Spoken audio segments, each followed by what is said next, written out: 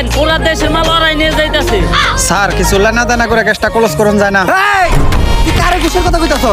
আমার সিলেবাসে ঘুষের কোনো দপ্তর নাই। জিল্লু হ্যান্ডকাপ নিয়ে আয়, ওকে ভিত্তে বইরা দিমু। কত দিবি?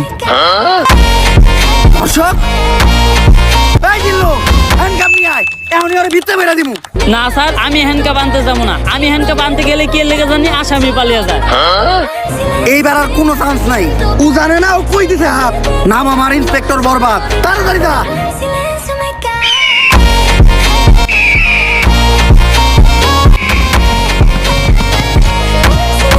আর কি লিখে রাত থেকে তোর